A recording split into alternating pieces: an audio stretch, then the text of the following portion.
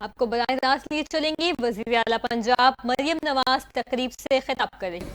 ہمارے گھرانے میں، ہماری فیملی میں جو ربیع الاول کا مہینہ ہے اس کو بہت عزت اور احترام سے ایک جشن کی طرح منایا جاتا ہے، اور محفل نعت ہوتی ہے، آگے پیچھے بھی ہوتی ہے لیکن اس مہینے میں زیادہ ہوتی ہے۔ ہمارے گھر کو بھی جو ہے وہ کمکموں سے، بتیوں سے سجایا جاتا ہے، اور یہ میں اپنے بچپن سے دیکھتی آ رہی ہوں۔ مٹھائیاں تقسیم ہوتی ہیں، خوشیاں منائی جاتی ہیں۔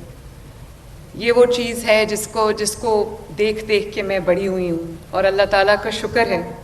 ابھی کسی نے بالکل ٹھیک کہا کہ جو نعت رسول مقبول صلی اللہ علیہ وآلہ وسلم ہے وہ کسی کم ظرف کے لیے نہیں ہے، اسی طرح جو عشق رسول صلی اللہ علیہ وآلہ وسلم ہے وہ بھی کسی کم ظرف اور بدبخت کے لیے نہیں ہے۔ اور اس کا جو آغاز ہے وہ قرآن اور سنت کی تعلیم سے پہلے ایک ماں کی گود سے ہوتا ہے۔ میں بہت سارے ایسے واقعات میرے ساتھ ہوئے ہیں۔ میری والدہ بہت عاشق رسول صلی اللہ علیہ وآلہ وسلم تھی۔ میرے دادا، جیسے میں نے ابھی بیان کیا، بزرگ سب۔ تو یہ چیز جو آپ کی باقاعدہ تعلیم شروع ہونے سے پہلے جو انسان اپنی ماں کی گود سے، گھر سے سیکھتا ہے، وہ انسان کی زندگی میں بھی کام آتی ہے، زندگی کے بعد بھی کام آتی ہے۔ میں آج کل کے جو والدین ہیں ان کو یہ ضرور کہنا چاہوں گی کہ رات کو جب آپ اپنے بچوں کے ساتھ بیٹھتے ہیں، ان کو سلاتے ہیں، ان کو کہانیاں سناتے ہیں، تو ضرور ان کو ڈزنی کے کیریکٹرز کی باتیں سنائیں، ان کی کہانیاں سنائیں، سٹوری بکس پڑھ کے سنائیں۔ لیکن نبی پاک صلی اللہ علیہ وسلم کی جو زندگی ہے، ان کی جو واقعات ہیں وہ بھی بہت محبت سے آپ ان کو ایک کہانی کی طور پہ سنائیں، تاکہ بچوں کے خون میں وہ چیز شامل ہو جائے اور بچوں کی تربیت میں وہ چیز شامل ہو جائے۔ مجھے یاد ہے میرا بیٹا جنید، اس کا نام محمد جنید ہے، ایک ہی بیٹا ہے میرا، وہ بہت چھوٹا تھا۔ تو ان دنوں ہم ایگزائل میں تھے سعودی عربیہ میں، وہ بہت چھوٹا تھا۔ تو کوئی اس کو یہ کہتا تھا کہ تم ایسے ہاتھ باندھ کے ایسے کھڑے ہو، نماز ایسے پڑھتے ہیں، سختی سے کبھی بات کی جاتی تھی۔ تو اس نے مجھے ابھی کچھ سال پہلے اس نے مجھے کہا کہ ایک بار میں مسجد نبوی صلی اللہ علیہ وسلم جا رہا تھا نماز پڑھنے کے لیے، میں شاید 6 سال کا تھا یا 7 سال کا تھا۔ تو اس نے مجھے کہا کہ آپ نے مجھے ایک سرخ گلاب دیا، اور آپ نے کہا کہ روضہ مبارک کے سامنے رکھ دینا۔ تو کہتا ہے کہ وہ تمام سختیاں ایک طرف، اور وہ جو گلاب آپ نے میرے ہاتھ میں دیا تھا، وہ بات میری زندگی میں میرے ساتھ آج تک ہے۔ تو یہ بڑی ایک مبارک محفل ہے، اس میں شرکت بھی، اس کے بارے میں بات کرنا بھی ہر کسی کو نصیب نہیں ہوتا، محبت ہر کسی کو نصیب نہیں ہوتی۔ لیکن جس کے بارے میں اللہ تعالیٰ نے قرآن میں یہ کہہ دیا، میری بہت فیورٹ آیت ہے وَرَفَعْنَا لَكَ ذِكْرَكَ، کہ اے نبی میں نے تمہارا ذکر بلند کر دیا، اور وہ اس وقت بھی بلند تھا، آج بھی بلند ہے، اور ہمیشہ بلند رہے گا انشاءاللہ تعالی۔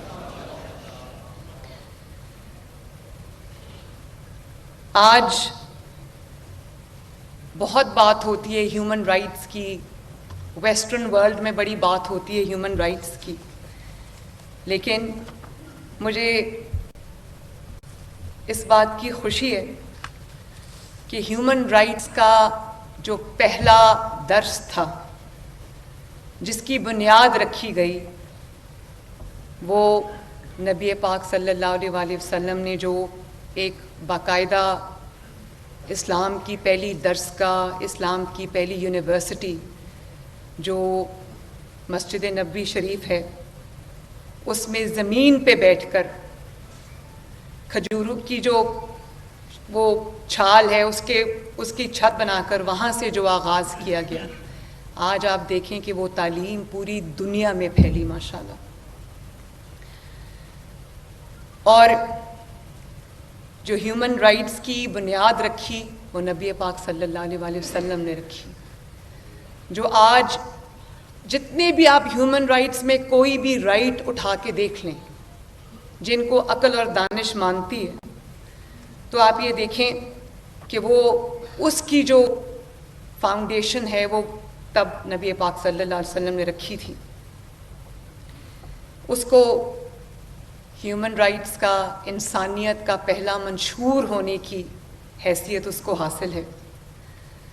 اور اس میں ہر شخص کے، ہر انسان کے حقوق کا تعین کیا گیا ہے. آپ اس میں خواتین کو دیکھ لیں، جو معاشرے کے پسے ہوئے طبقات ہیں ان کو دیکھ لیں، جو تفریق کی جاتی ہے انسان کے اندر، امیر اور غریب کے اندر، کالے اور گورے کے اندر، وہ سب تفریق انہوں نے منع فرما دی. اور ایکوالٹی جس کی آج بات ہوتی ہے اس کا سب سے پہلا درس جو ہے وہ جو حجۃ الوداع کے وقت میں جو پہلا چارٹر ہیومن رائٹس کا، انسانیت کا پہلا چارٹر جو ہے وہ نبی صلی اللہ علیہ وسلم نے دیا. اور ہم بڑی بات کرتے ہیں، کیونکہ میں خاتون ہوں لیکن میں اس لیے یہ بات نہیں کر رہی، میرے آگے میرے بھائی بزرگ بیٹھے ہیں، لیکن عورت کے حقوق کی بڑی بات ہوتی ہے تو میں اس لیے یہ بات یہاں کرنا چاہتی ہوں. عورت کو جو حق اسلام نے دیا ہے وہ شاید اس سے سیکھا تو بہت لوگوں نے ہوگا لیکن شاید وہ کہیں اور نہیں. اور جتنا اس پہ زور دیا، اور معذرت کے ساتھ یہ کوئی تنقید نہیں ہے، لیکن مسلمان معاشرے کے اندر، جس معاشرے میں ہم رہتے ہیں، آپ سب میرے ساتھ اگری کریں گے کیونکہ یہ حق ہے، سچ ہے. کوئی بھی آپ قرآن پڑھیں تو آپ کو پتہ چلتا ہے، آپ حدیث پڑھیں تو آپ کو پتہ چلتا ہے کہ جو حقوق اللہ تعالیٰ نے ایک عورت کو دیے ہیں وہ شاید اور کہیں نظر نہیں آتے. اور آج میں وہ کچھ باتیں ایسی کروں گی جو کبھی منظر عام پہ کم آتی ہیں، زیادہ آنی چاہیے. شوہروں کے حقوق کی بات ہوتی ہے، بیویوں کے حقوق جو اللہ تعالیٰ نے ڈیفائن کر دیے. حدیث میں آتا ہے کہ تم سب میں سے بہترین شخص وہ ہے جو اپنی بیوی کے لیے اچھا ہے. اور پھر نبی صلی اللہ علیہ وسلم نے حضرت فاطمہ الزہرا کے بارے میں کیا فرمایا کہ میرے دل کا ٹکڑا ہے. جب حضرت فاطمہ الزہرا تشریف لاتی تھی تو نبی صلی اللہ علیہ وسلم کھڑے ہو جاتے تھے، کھڑے ہو کے ان کا استقبال کرتے تھے، ان کا احترام کرتے تھے. تو بیٹیوں کی جو عزت اور احترام کا درس ہمیں وہاں سے ملا ہے، ہمیں اپنے آپ سے پوچھنا چاہیے کہ کیا ہم اس کو اپنی زندگیوں میں امپلیمنٹ کرتے ہیں. اور پھر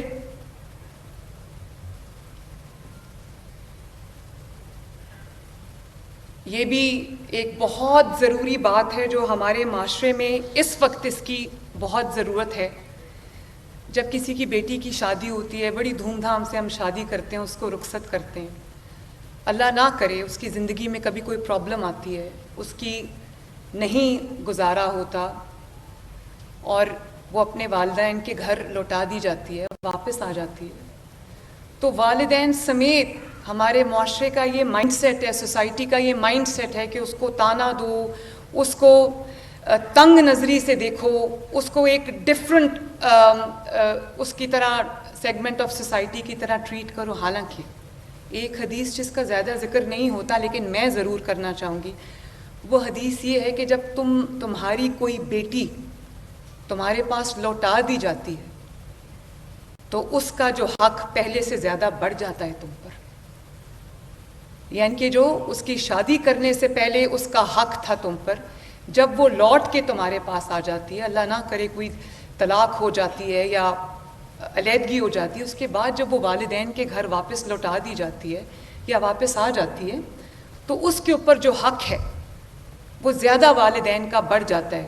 اور ایک اور حدیث میں آتا ہے، ایک اور جو روایت ہے اس میں آتا ہے کہ اس کی وجہ یہ کہ ایک تو وہ تمہاری بیٹی ہے، دوسرا اس کا دل زخمی ہے، اور ہمارے گھر میں خدا نخواستہ پڑھے لکھے گھروں میں بھی امیر اور غریب میں یکساں جب بیٹیوں کی بات آتی ہے، جب خدا نخواستہ بیٹی گھر واپس آ جاتی ہے اور اس کے دکھ کو دکھ نہیں سمجھا جاتا، اس کو تانا دیا جاتا ہے، اس کی تذلیل کی جاتی ہے اور اس کے اوپر وہ احکامات لگا دیے جاتے ہیں جو ہمارے شریعت میں نہیں ہیں،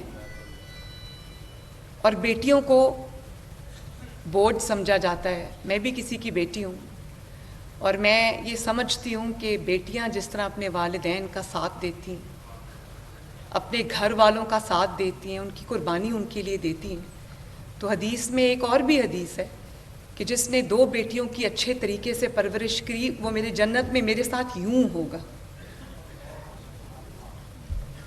یہ بھی بات ہونی چاہیے، میری آپ سب سے گزارش ہے کہ یہ بات بھی ضرور ہونی چاہیے۔